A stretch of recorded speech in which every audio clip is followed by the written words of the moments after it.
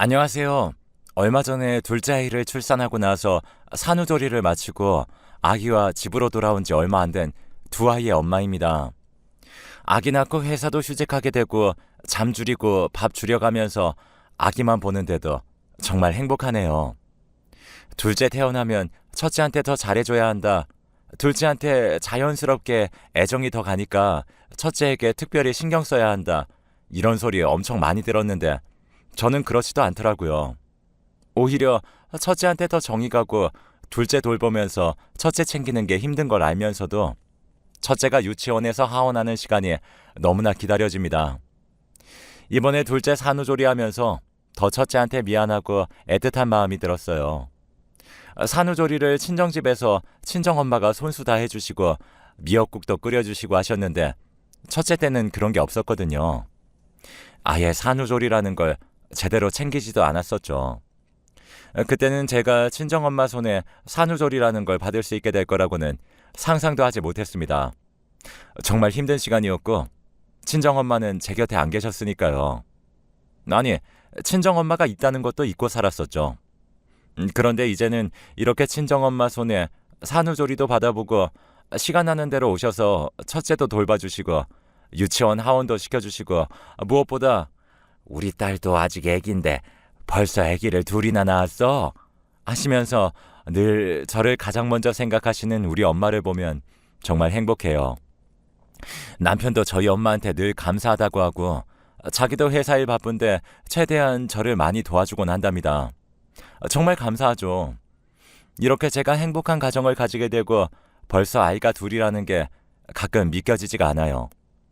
그 전까지의 제 삶은 정말 살아남은 게 대단하다고 스스로 생각할 정도로 힘들고 우울한 날들의 연속이었거든요. 그래도 죽지 않은 것에 너무나 감사합니다. 이렇게 행복을 찾았잖아요. 저는 어린 시절 할머니 손에 자랐습니다. 부모님이 안 계셨던 건 아니고 아빠가 계셨어요. 하지만 아빠는 제가 태어나기도 전에 회사 부도로 직장을 잃으셨습니다.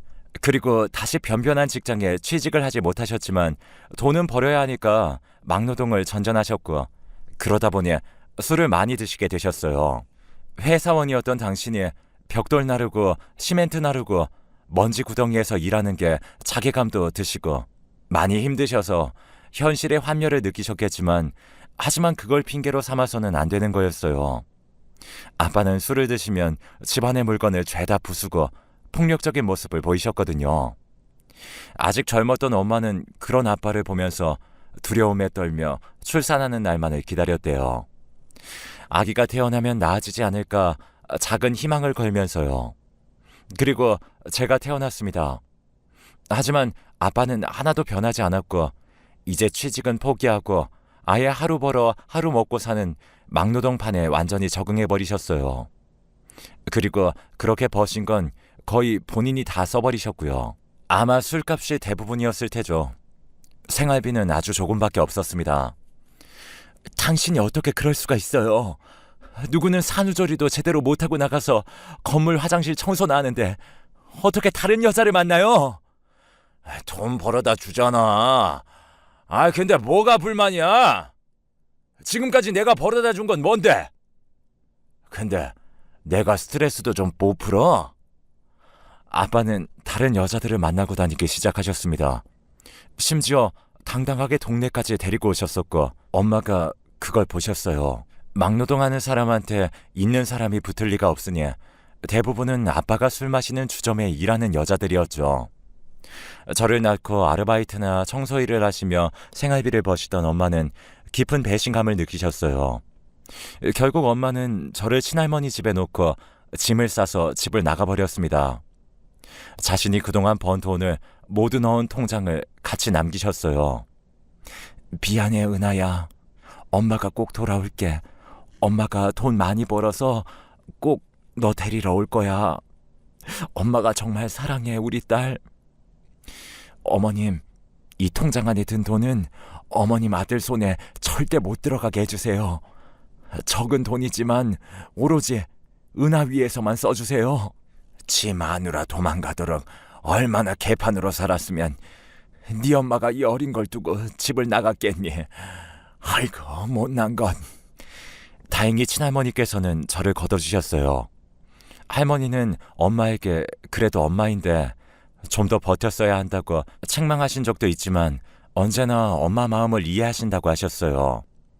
아빠가 그만큼 나빴던 거라고요. 그래서 자라면서 엄마를 향한 원망을 조금씩은 덜 수 있었죠. 저는 그렇게 두 돌을 간 넘겼을 때부터 친할머니 손에 자라게 되었습니다. 친할머니께서는 동네 기사식당에서 음식을 하셨어요. 그래도 수입은 있으셨으니까 저를 돌보셨겠지만 아빠는 엄마가 집을 나가든 말든 늘 술만 드시고 여자들 만나고 다니셨고요. 남들처럼 유치원도 못 가고 좋은 옷도 못 입었지만 그래도 할머니의 사랑은 있었습니다. 할머니는 본인 배 비워가면서 제게 고기 만찬을 해다 먹이셨죠. 기사식당 주인의 배려로 저는 식당 구석에서 일하는 할머니를 보면서 놀 수가 있었습니다. 할머니가 힘들게 요리하시던 모습이 지금도 선하네요. 저거 지 엄마 닮아서 나중에 여기저기 옮겨 다니고 한 곳에 못 붙어 살 거야.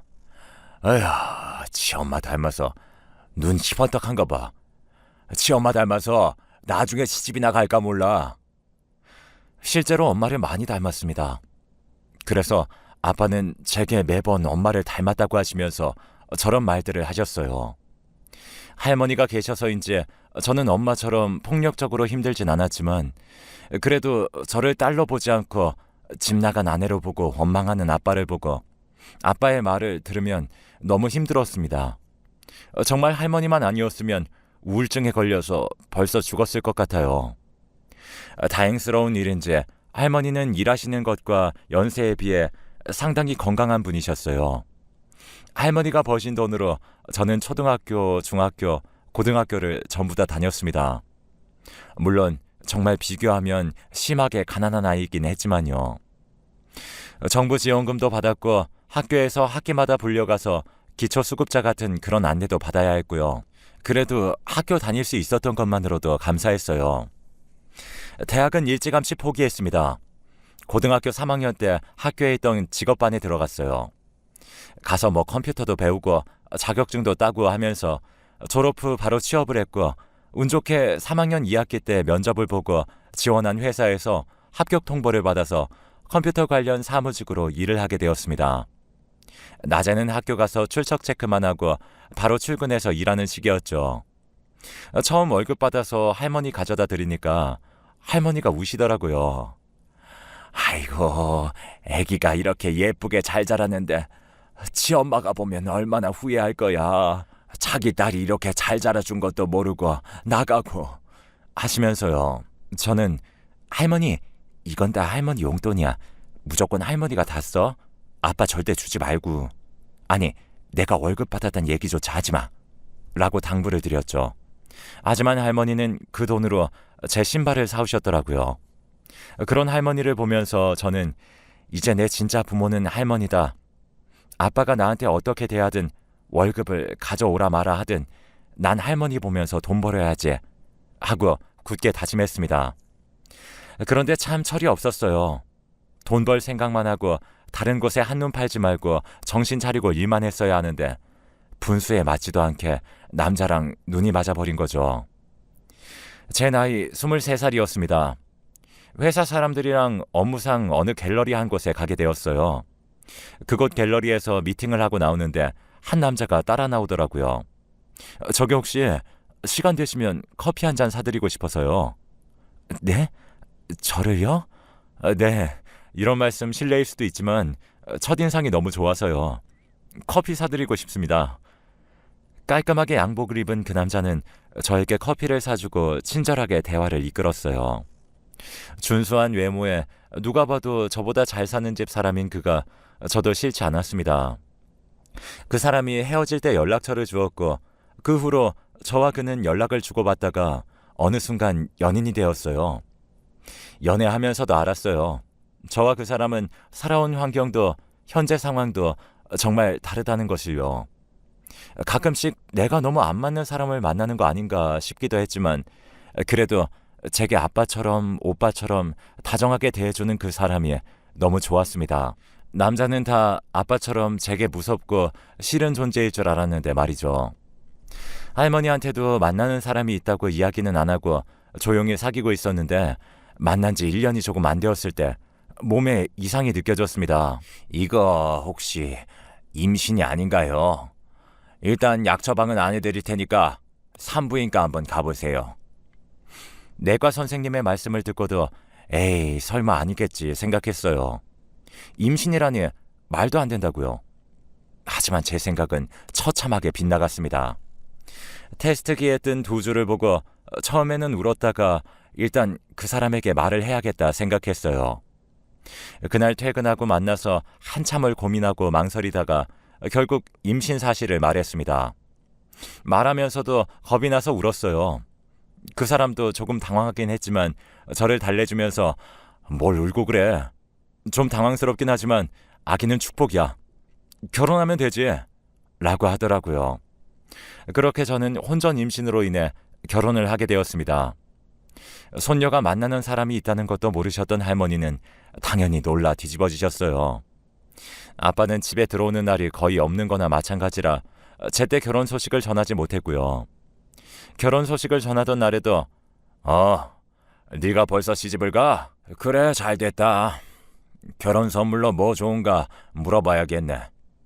하면서 마치 남의 결혼식 선물 준비하듯이 당시 만나던 여자에게 전화를 걸어 물어보고 있던 사람이죠.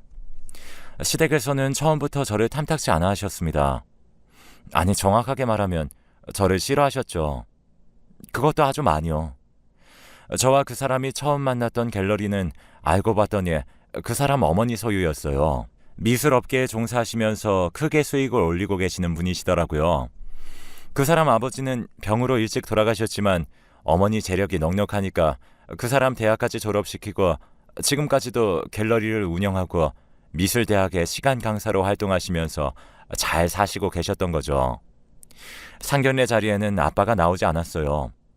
상견례 한다고 말씀을 드렸지만 술 마시느라고 전날부터 연락도 되지 않았고 결국 할머니랑 둘이서 나갔습니다. 너? 상견례 자리에 아버지란 사람이 안 나왔다고? 아휴, 완전 콩가루 집안이네. 네 아버지도 널 포기했구나. 설마 결혼식 할 생각은 아니지? 일단 애부터 낳고 너 시집 들어와서 하는 거 보고 결정해야지. 이렇게 너희들끼리 갑자기 결혼 결정하고 하는 거 친척들한테도 말하기 민망하고 집 구해서 요란하게 살 필요 없어. 당장 들어와서 살고 애 낳으면 나가던가 해. 할머님은 혼자 혼주석에 앉으셔야 할 텐데 괜찮으시겠어요? 뭐 사돈 될 사람은 상견례도 안 온 걸 보면 혼주 역할도 잘 못할 게 뻔하긴 하다만 저희 할머니한테까지 그러시면서 처음 본 저를 무참히 까내리시는데 정말 할머니께도 죄송하고 저도 서럽더라고요. 이해는 충분히 해요. 엄마도 없이 할머니 밑에서 자란 고졸 출신 아이가 자기 귀한 외아들의 아기를 가져서 결혼한다는데 당연히 안 입고 오셨겠죠. 그래도 저희 할머니는 손녀딸 시집은 잘 보내야 한다시면서 예, 사부인 말씀이 다 맞습니다. 옳습니다. 하면서 그 사람의 어머니에게 다 맞춰줬습니다. 그렇게 저는 결혼식도 올리지 못하고 혼인신고만 한 후에 바로 그 사람과 그 사람 어머니가 같이 살던 집으로 들어가 결혼 생활을 시작하게 됐어요. 제가 뭐라고 할 수 있는 자격도 없었죠. 입덧 때문에 힘들어서 회사에도 휴가를 내야 했습니다. 하지만 일하는 게 낫다 싶을 정도로 시댁 생활은 지옥이었어요. 우리 아들 옷은 네가 다 빨아라. 원래 결혼한 남자는 아내 말고 다른 사람 손 타면 안 돼. 얘 그렇게 가만히 앉아있다가는 애 머리 크게 태어난다. 가서 설거지라도 하던가 그렇게 가만히 있지 좀 마라. 너 책은 좀 읽니? 저기 예전에 애 아빠 책 모아놓은 거 있는데 가서 아무 거라도 좀 읽어. 그래 또 네 새끼인데 너처럼 고졸 만들어주고 싶니? 남들은 며느리가 합가하면 아주 그냥 몇 첩 반상을 차려내놓는다는데 아휴 내 팔자는 이게 무슨. 하루 최소 3번은 듣는 모욕적인 말들에 저보다 뱃속 아기가 더 걱정되었습니다. 언제나 저를 경멸의 눈길로 바라보는 어머님도 무섭고 미웠고 집안일 하는 건 상관없었지만 그런 폭언들과 모욕적인 말들을 뱃속 아기들에게 들려줘야 한다는 게 너무나 미안했어요. 아기는 딸이었습니다. 딸이라는 소식에도 이왕 가질 거면 아들을 가져야지 원. 첫째부터 딸이라니 이게 무슨 하면서 저를 깔보듯이 내려다보던 어머님이었어요. 남편은 회사 일로 바빠서 밤늦게 들어왔다가 아침 일찍 나가곤 했습니다. 그래도 퇴근하면 저와 몇 마디 대화도 하고 다정하게 대해주지만 피곤한지 금세 골아떨어지게 일쑤였다죠. 그렇게 저는 점점 어둡고 우울하고 외로운 며느리, 아니 거의 가정부가 다 되어갔어요. 뱃속 아기 생각하면서 힘든 거 서러운 거 다 견뎠습니다. 엄마가 울면 뱃속 아기도 운다고 해서 울고 싶어도 참아가면서 네 어머님 하고 고분고분하게 굴었어요. 최대한 덜 밉보이자 싶어서요. 출산하는 날에도 어머님은 신경 하나 안 쓰셨고 진통이 와서 제가 직접 구급차를 불러서 병원에 가서 아기를 낳았습니다.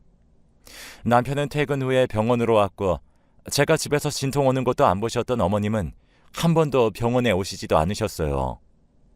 딸 봐서 뭐하냐가 이유였죠. 저희 할머니는 저 출산했다고 미역국 싸들고 병원 오셔서 우시는 거 보고 저도 같이 울었습니다.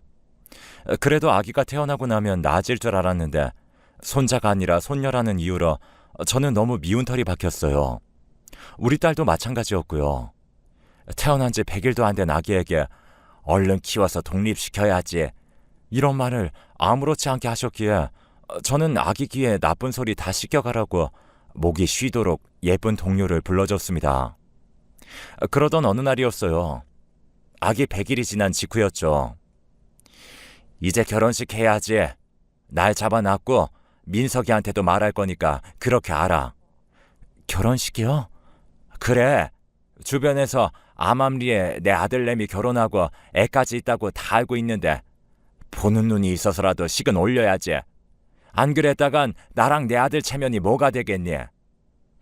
결혼식을 하려는 이유도 저를 위한 것이 하나도 없었지만 저는 알겠다고 했습니다. 그리고 그날부터 아기 안고 어머님이 시키는 대로 여기저기 불려다니고 따라다니면서 결혼식을 준비했어요. 결혼식의 모든 것, 심지어 드레스까지도 어머님이 다 결정하셨고 남들이 다 한다는 웨딩 사진이나 드레스 입고 공주놀이 그런 건 하나도 못했습니다. 드레스도 제 스타일이 아닌 드레스였죠. 길게 할 것 없고 꽃이고 장식이고 화려하게 준비할 필요도 없어요. 그래도 여기가 꽤 이름 있는 웨딩홀이니까 알아서 체면 차리고 싶은 만큼만 준비해 주세요. 그래도 아드님 결혼식인데 괜찮으시겠어요? 어머, 우리 대표님 역시 세심하시네. 괜찮아요. 어차피 얘랑 나란히 서 있으면 우리 아들은 자동으로 빛나니까. 웨딩홀 상담과 예약에서도 저는 생판 모르는 남들 앞에서 무참히 깔아뭉개졌습니다. 얼굴이 화끈거려서 아기만 바라보고 아무 말도 못했네요. 제 결혼식이지만 저를 위한 건 하나도 없었어요. 결혼식 당일에 드레스를 입은 저를 보면서 아이고 내 새끼 너무 예쁘다 라며 우시는 할머니를 보면서 저도 애써 웃었습니다. 아기는 할머니가 안고 계셨어요. 그래도 딸 결혼식이라고 웬일로 멀끔하게 나타난 아빠도 있었고요. 제 결혼식은 정말 전형적인 결혼식으로 진행됐어요. 주례자 선생님도 어머님이 모셔오신 분이었고 정말 흔하디 흔한 주례사가 이어졌죠. 자, 그럼 다음으로는 신랑의 어머니께서 말씀 한마디 하시겠습니다. 사회자의 말에 저는 불길함을 느꼈습니다. 그리고 그 예감은 틀리지 않았고요. 너 같은 애가 우리 집안에 시집 오는 걸 감사히 생각해야 한다. 딸 육아는 힘들 것도 없고 몸 관리 잘해서 아들 꼭 낳아라. 제사랑 친척 어르신들 일정도 이제 결혼식까지 다 했으니 네가 꼼꼼하게 챙겨야 한다. 등등. 정말 많은 하객은 아니었지만 그래도 모르는 사람들도 있는 그 자리에서 저는 무참히 짓밟혀지는 기분이었고 남편도 표정이 난감해지더라고요. 그렇게 어머님의 말이 끝나고 자리로 돌아가 앉으신 뒤에 다음 행진이 이어지던 순간이었어요.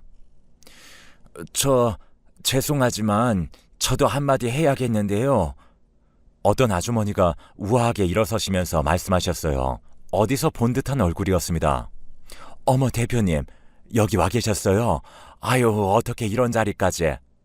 그런데 어머니 말고도 대표님을 보고 놀란 사람이 한 명 더 있었어요. 그건 바로 제 아빠였죠. 당신이 어떻게 여길... 오랜만이네요. 그동안 잘 지낸 것 같지는 않으니까 굳이 안부는 안 물어볼게요, 은하 아빠. 엄마? 멍한 저를 보고 대표님은 잠시 동안 슬프게 웃으시더니 눈물을 참는 것 같은 표정을 지으셨어요. 신랑 어머니가 한 말씀 하셨으니까 신부 어머니인 저도 한마디 해도 안 될 건 없겠죠? 사실 엄마라고 하기도 부끄럽고 창피하네요. 저렇게 딸이 착하고 예쁘게 잘 커졌는데 저는 멍청하게 딸을 떠나서 해준 게 없었으니까요. 제 팔자가 안 좋아서 그런 거겠지만 저는 피덩이인 제 딸을 두고 저 혼자 살겠다고 도망쳐 나온 못돼 먹은 여자입니다. 도망쳐 나와도 우리 딸이 미친 듯이 그리웠는데 전 남편이란 인간 옆으로 돌아가기는 죽어도 싫었어요. 그래서 악착같이 일이란 일은 다 했고 그렇게 거칠게 살다가 지금의 남편을 만나게 되었습니다.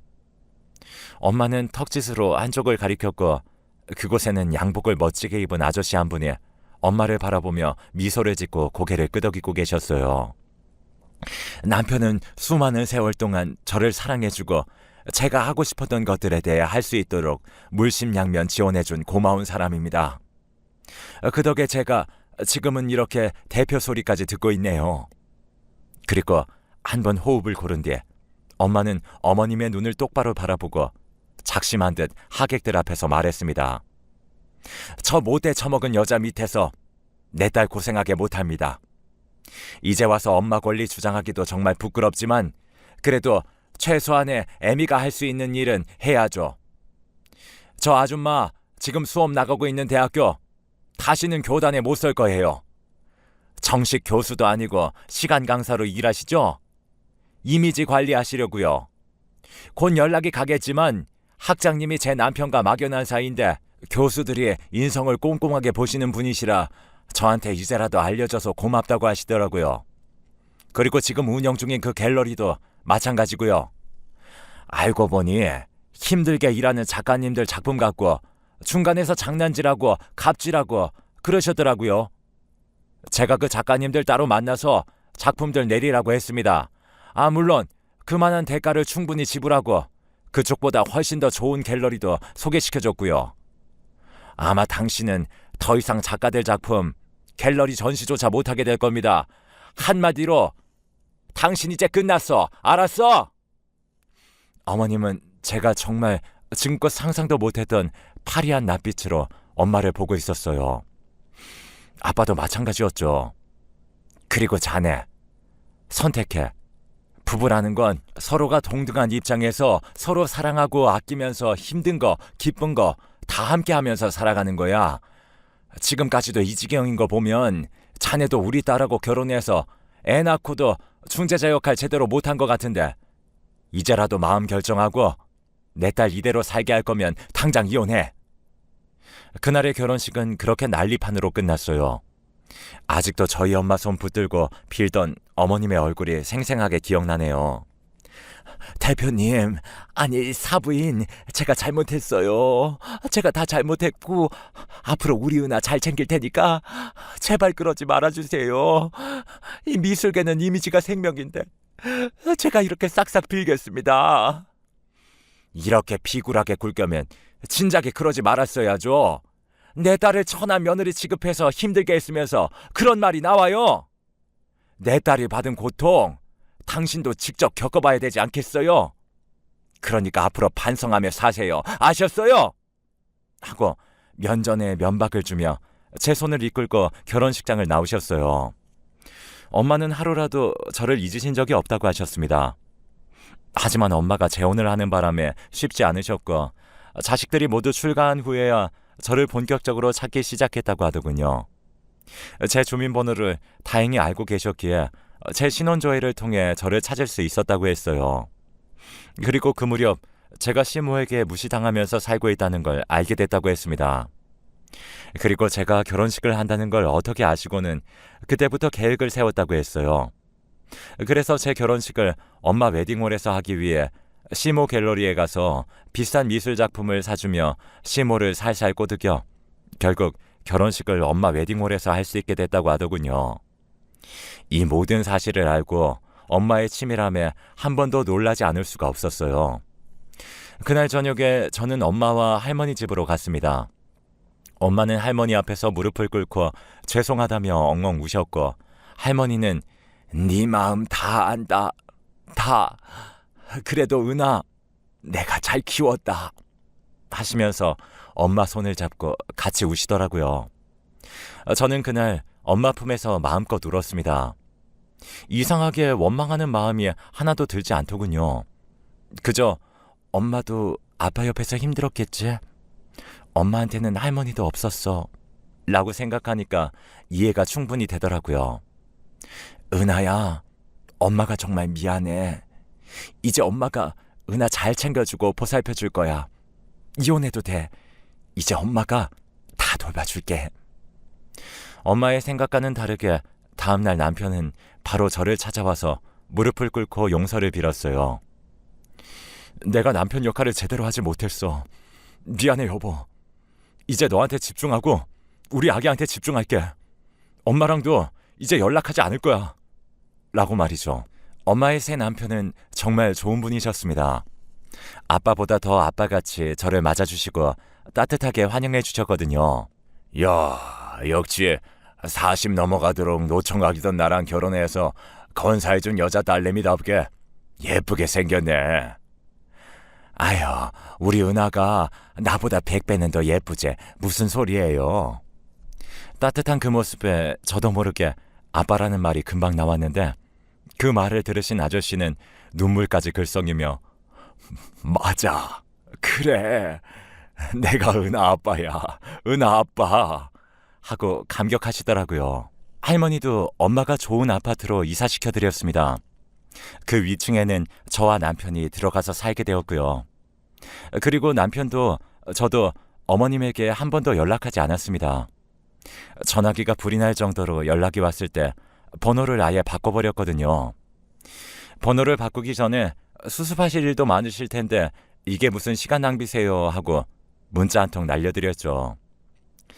저는 엄마랑 지난날의 회포도 풀고 엄마의 도움으로 약해진 몸도 잘 치료받고 회복을 했고, 새아빠의 든든한 지원으로 사이버 대학도 다니며 공부도 했어요.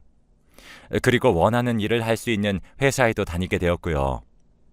남편은 새아빠의 추천으로 더 좋은 회사에 다니게 되었고, 자기가 더 노력해서 승진도 잘했습니다. 사이버 대학을 졸업하고 나서 몇 달 뒤에 둘째를 임신하고 이제 출산을 한 거고요. 지금까지도 어머님과는 절대 연락 안 하고 있습니다. 남편도 마찬가지고요. 아마 외아들이 그렇게 손절한 게 어머님 당신한테는 가장 큰 벌일 수도 있겠네요. 앞으로는 제 행복 생각하면서 우리 큰딸이랑 둘째 아들 잘 키우면서 행복하게 잘 살아보겠습니다. 우울하기만 한 것 같은데 제 이야기 끝까지 함께 해주셔서 감사합니다.